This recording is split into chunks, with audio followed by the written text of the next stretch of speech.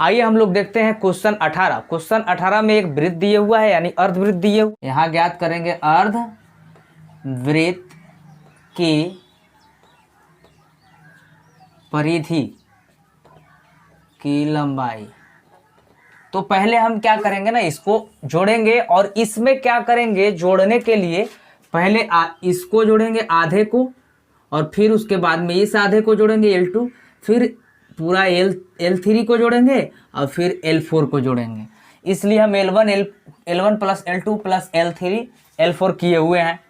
अब इसमें क्या करेंगे हम लोग कि ये त्रिज्या जो दिए हुआ है, यानी त्रिज्या ये केंद्र जो होता है और ये केंद्र और परिधि तक, केंद्र से लेकर परिधि तक की जो दूरी होती है यहाँ, और यानी समझिए कि व्यास का आधा होता है वो त्रिज्या होता है। तो त्रिज्या जो बता रहा है यहाँ से, ये त्रिज्या बता रहा है हम लोगों का कितना, 0.5 सेंटीमीटर, 1.0 सेंटीमीटर, 1.5 सेंटीमीटर और 2.0 सेंटीमीटर।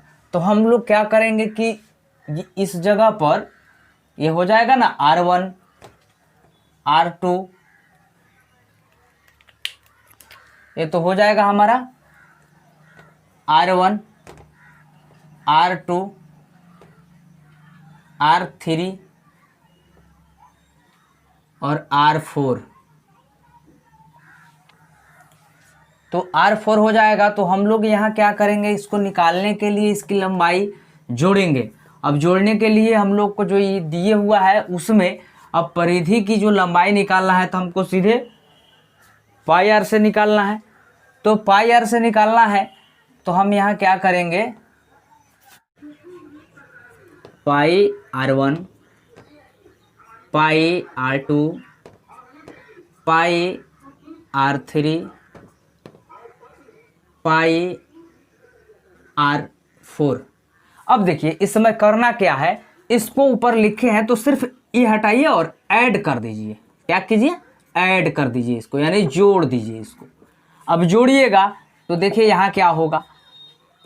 अब इसमें ये जो R1 का मान है कितना है, 0.5। तो इसमें लिख देंगे 0.5 और पाई लिख देंगे, क्योंकि R1 के जगह तो हम लिख दिए 0.5, तो 5 लिख देंगे, 5 पाई हो गया।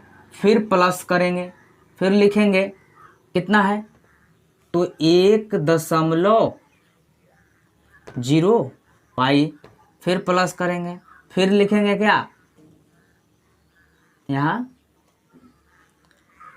1.5 पाई, और फिर उसके बाद प्लस करेंगे, लिखेंगे 2.0 पाई। अब देखिए इतना तक लिखे हम लोग, इतना तक लिख दिए तो ये समझिए कि एपी तैयार हो गया आपका। क्या हुआ, एपी तैयार हो गया। अब यहाँ ये एपी तैयार हो गया तो हम ऐसे लिख देंगे कि एपी, यहाँ एपी तैयार हो गया। अब यहाँ से हम क्या करेंगे कि ये जो दिए हुआ है तो ये इसको A1 A2 A3 A4 हो गया ना। अब इसको निकालने का ट्रिक आप जानते हैं कि यानी हम पहले A निकालते हैं तो A लिख लेंगे। A का मान हमारा कितना हो जाएगा, तो A का मान हो जाएगा 0.5। डायरेक्ट हम कर दिए हैं, ठीक है। वो बाद में भी पाई लगा सकते हैं, कोई दिक्कत नहीं है। और पाई का मान 22/7 लेना है यहाँ, तो हम यहाँ कर देंगे 0.5 पाई। D का मान भी निकालेंगे, यानी A2 माइनस A1 करेंगे तो हमारा एक में से जो है ये घटेगा तो हमारा कितना बचेगा, 0.5 ही बचेगा। क्योंकि आप घटा सकते हैं, 1 दिए हुआ है 0.0 और 0.5 दिया है, 10 में से 5 जाएगा 5 और ये बच जाएगा 0, तो 0 होगा। 0.5 हमारा क्या आएगा, डी का मान हमारा 0.5 पाई यहाँ लिख सकते हैं। डायरेक्ट हम बनाए हैं, पाई बाद में भी आप लगा सकते हैं, कोई दिक्कत नहीं है। इतना हुआ। अब देखिए एन का मान दिए हुआ है 13 क्रमागत यानी लगातार, तो एन का मान हमारा कितना हुआ, तो एन का मान 13 हो गया। एन का मान 13 हुआ तो कुल पूछा है टोटल कितना होगा, तो इसके लिए हम फॉर्मूला लगा देंगे एस एन का। और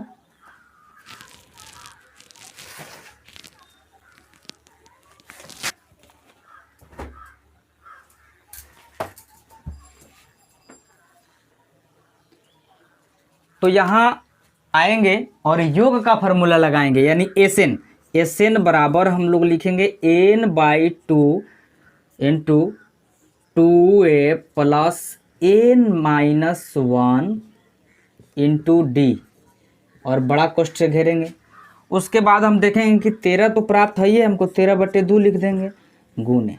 अब 2 का मान देख रहे हैं कि ए का मान कितना है, तो ए का मान 0 कितना है हमारा 0.5 पाई, प्लस देखेंगे एन का मान तो 13 दिया है, एक घटा लेंगे, डी का मान 0.5 और पाई,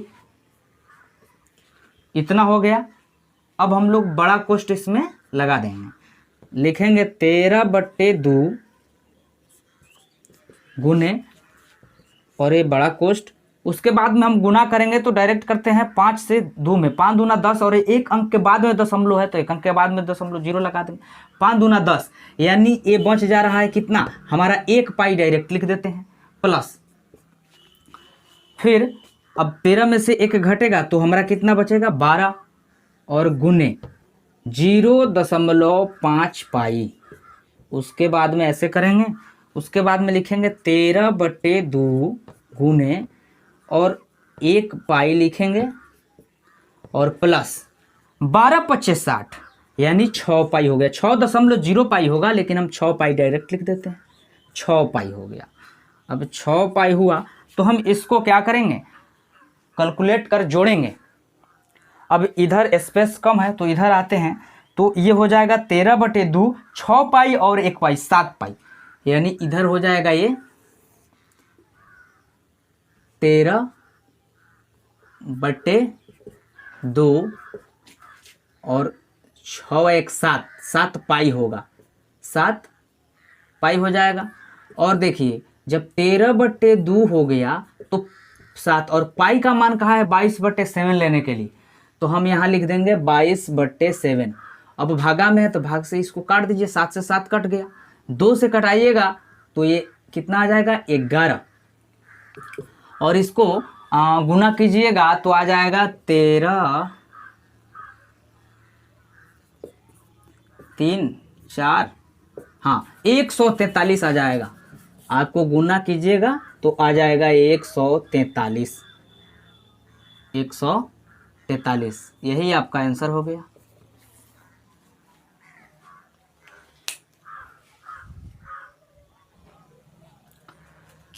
चलिए अब क्वेश्चन देखते हैं, क्वेश्चन नंबर 19। क्वेश्चन नंबर 19 में दिए हुआ है कि इस प्रकार से लट्ठा रखे हुआ है, लाठी यानी जो भी ले सकते हैं, लकड़ी का गुट्ठा रखा हुआ है, और पहली पंक्ति में 20 रखा है, दूसरी पंक्ति में 19 और तीसरी पंक्ति में 18, इतने लट्ठे रखे हुए हैं। तो उसके ऊपर वाली पंक्ति जो है, उसके ऊपर वाले पंक्ति में पूछ रहा है कि कितने लट्ठे हो सकते हैं, नहीं इसके ऊपर वाली पंक्ति में कितने लट्ठे हो सकते हैं, जिसमें दिया है लट्ठों की कुल लट्ठों की संख्या जो दिया हुआ है जो 200 है, यानी यही हमारा n है, यानी जो कुल नहीं सॉरी लट्ठों की संख्या दिए हुआ है, तो ये हमारा क्या है n है। तो यहाँ हम पूछ रहा है कि कुल लट्ठों के ऊपरी पंक्ति में कुल लट्ठों की संख्या ज्ञात करें, तो इसका मतलब है कि हमको एसएन कह रहा है ज्ञात करने के लिए। लेकिन पहले एपी हम बना लेते हैं, यहाँ लिखेंगे एपी और लिखेंगे तो हो जाएगा, पहले 20 दिया है, पहले 20, उसके बाद में 19, उसके बाद में दिया है 18, ऐसे ऐसे कर दिया है डॉट। उसके बाद में दिए हुआ है, अब हम पहले एपी बना लिए तो ज्ञात करेंगे ए, यानी ए का मान हमारा 20 हो जाएगा, डी का मान हमारा हो जाएगा, यानी 19 में से 20 घटाएंगे तो माइनस में हो जाएगा 1, और एन का मान जो दिए हुआ एन, हाँ लट्ठों की कुल संख्या, लट्ठों की कुल संख्या ना दिया, हाँ ठीक है, एसएन एक बार बोल भी दिए हैं लेकिन ये नहीं, एसएन होगा कि कुल लट्ठों की संख्या ही दिए हुआ, कुल लट्ठों, हाँ ठीक है, कुल लट्ठों की संख्या 200, तो एसएन बराबर क्या हो जाएगा हमारा 200। तो हम Sn का फार्मूला लगाते हैं, यानी इसका फार्मूला हम इधर लगाएंगे और लिखेंगे Sn बराबर n/2 into 2a plus n-1 into D, और बड़ा संख्या बड़े कोष्ठ से घेर देंगे। उसके बाद लिखेंगे 200 दिया है तो 200 लिख देंगे।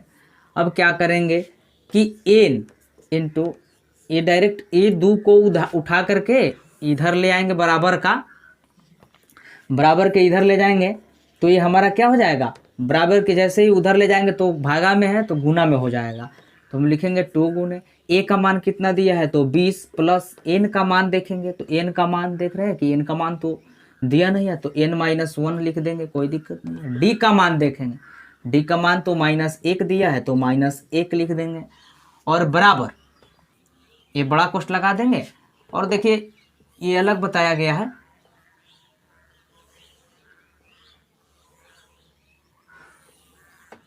तो क्या करेंगे कि यहाँ 200 लिखेंगे और गुने, ये 2 भाग में था तो इधर गुना में आया तो 2, और इसको n इंटू, अब इसको सोल्व करेंगे तो ये हो जाएगा 20 दूना 40 प्लस, और ये हो जाएगा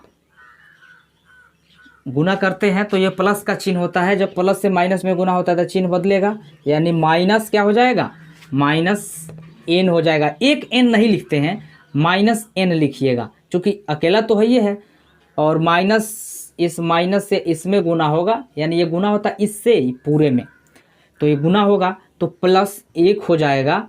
हाँ, उसके बाद में ये कोष्ठ करेंगे बड़ा, उसके बाद में ये हो जाएगा 400। तो हम क्या करेंगे, n इंटू ये 40 है प्लस में और ये 1 है, 41 हो जाएगा।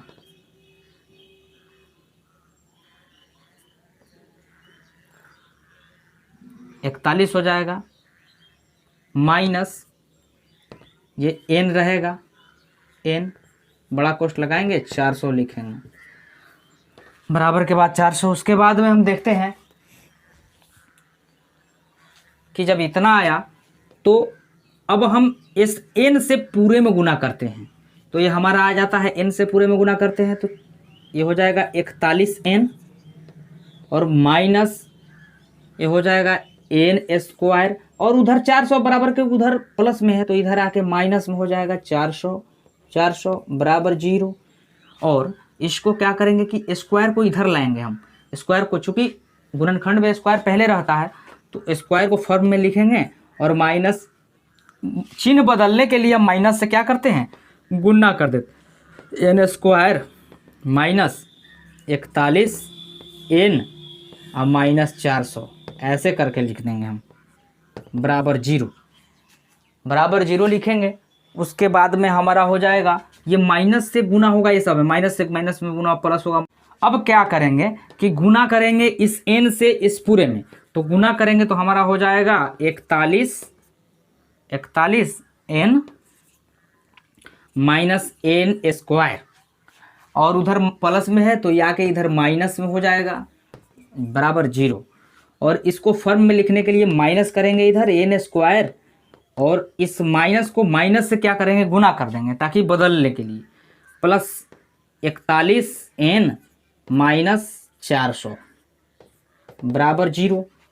यानी अब क्या करेंगे हम कि ये बदलेगा तो माइनस से गुना होगा इस सब में, माइनस से इसमें होगा, इसमें होगा, इस सब में गुना होगा तो बदल जाएगा चिन्ह, तो माइनस से माइनस में होगा तो n² प्लस हो जाएगा, प्लस है तो माइनस हो जाएगा 41n, और इधर माइनस है तो प्लस हो जाएगा 400 बराबर 0।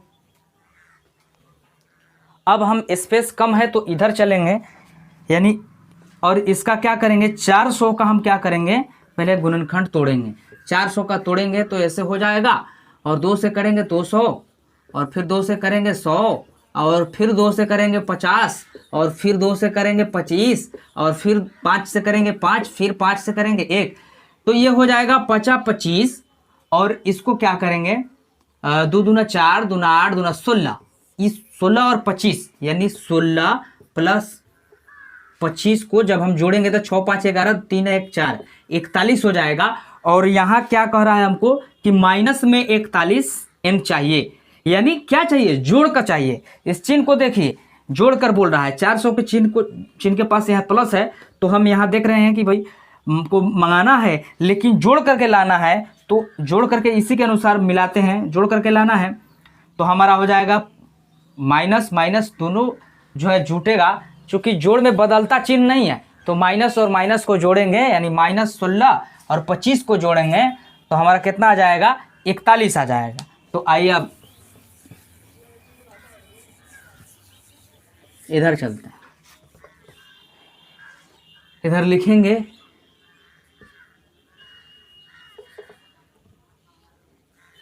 n स्क्वायर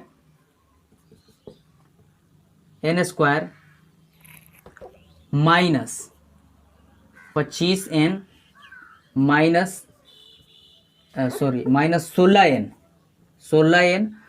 माइनस प्लस दिया है, हाँ प्लस 400 बराबर 0। देखेंगे यहाँ कि दिए हुआ n square minus 25n minus 16n plus 400, यानी जो हम बताए हैं कि ये दोनों को जोड़ने से जो हमारा कितना आया है, 6 5 11 4 41, तो -41 लाना था। अब इतना हो गया। अब हम देखेंगे कि इसमें कॉमन क्या निकल रहा है, तो इसमें इस दोनों में और इस दोनों में कॉमन क्या निकल रहा है। तो हम देखें कि इसमें कॉमन निकल रहा है हमारा n, और n डबल है तो एक n तो हम लिख दिए, ठीक है, एक n हमारा बच जा रहा है तो एक n अंदर कोष्ठ में लिखेंगे, और ये हो जाएगा 25। उसके बाद में हम क्या करेंगे कि अब यहाँ 16 लेंगे, और इस n इधर नहीं है तो कॉमन नहीं ले सकते हैं, इसलिए n यहाँ लिख देंगे। और जब 16 से भाग हम 400 में देते हैं तो हमारा आ जाता है 25, तो माइनस क्या होगा, 25 बराबर 0। अब देखिए एक n माइनस 25 हम यहाँ लेंगे, एक n माइनस 25 हो गया, और इसको हम माइनस में कर देते हैं n माइनस 16, ऐसे कर देते हैं और 0 कर देते हैं। अब देखते हैं क्या कि एक बार हम -25 वाला को लेके देखेंगे और एक बार प्लस वाला। जैसे n माइनस 25 दिए हुआ है तो हम लिख दिए 0, तो चूंकि n बराबर हमारा कितना हुआ, 25 प्लस में इधर माइनस में, तो उधर बराबर के उधर जाके क्या हुआ, प्लस में हो गया, और प्लस में हो जाएगा 25। अब लेंगे पहले एक बार हम a25 लेकर के देखते हैं, a25 लेकर के देखते हैं, यानी a25 का होगा a प्लस 24d, यानी ये को घटा देते हैं। अब देखिए d का मान हमारा कितना है, तो d का मान हम यहाँ से लेंगे तो -1, तो a का मान कितना है, तो a का मान 20, तो 20 हम लिख देंगे प्लस 24 गुने -1। अब देखिए इसका मान हो जाएगा यानी 20, और ये माइनस हो जाएगा 24। अब मिलाइए तो ये माइनस में हमारा घटेगा तो -4 आ जाएगा। अब मिलाइए 4 में, -4 लट्ठों की संख्या तो होता नहीं है, -4 में होता नहीं है। अब इसका लिए तो एक बार हम a यानी इसका ले लेंगे n माइनस 16 बराबर 0, तो चूंकि n बराबर क्या हो जाएगा 16, इधर माइनस में तो उधर प्लस में, तो a 16 ले लेंगे, तो इसका होगा a प्लस 15d, और इसका हो जाएगा 20 प्लस और 15, d का मान -1, तो चलिए ठीक है, और ये हो जाएगा 20, और ये हो जाएगा -15 उसमें घटेगा, ये माइनस में कम ज़्यादा प्लस में है तो घटेगा, तो 5 बचेगा, यानी हो जाएगा हमारा कितना, 5 आ गया। तो 5 लट्ठों की संख्या हो सकता है, तो हम कह सकते हैं कि ऊपरी पंक्ति में 5 लट्ठे हैं, ठीक है, यही 5 हमारा आंसर आ गया, देख लीजिए।